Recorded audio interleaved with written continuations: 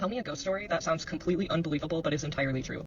When I tell this story to this day, people do not believe me.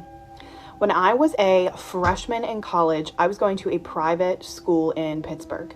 I was leaving the next year. I was going to a different school. So my friends and I, some of us were leaving, some of us were moving, whatever.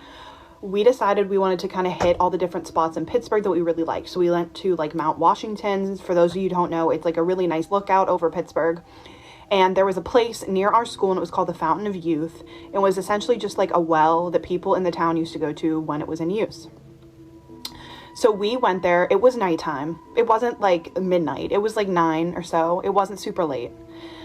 We went there, and the way that this well was set up, it was like carved. There was a piece carved out of a rock formation, and then you'd walk in and then get water out of the well inside of it. So the people who were like shorter or smaller, they went inside, and like I'm tall, so I wasn't gonna like go in there, but other girls were going inside and just like checking it out and seeing what it looked like. And the rest of us were standing outside, taking pictures, just like messing around, waiting, hanging out, talking. The girls inside, one of them said, "Hey, I can kind of hear like rocks moving around in here. It sounds like there's something else in here." And we were all like, "Oh, okay, well, that's probably an animal, so just like come out." So as she's like leaving and coming out and saying like, "I can hear something in here," the girls who are outside, me specifically, my phone died. Turned off completely. It was at 70-80%. It was not anywhere close to dying. Turned off, died. Other girls' phones started dying.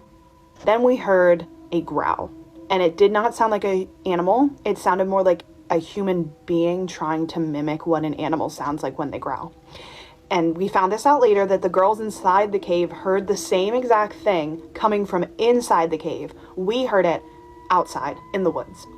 We all run and book it to the car. We get back. We're all like, we're done. That's it. Whatever. I'm going to take a shower. I'm changing, and I see in the mirror handprints on my shoulder. Like someone just grabbed it like that and left those prints. I tell everybody, check yourselves, because I just found this on myself.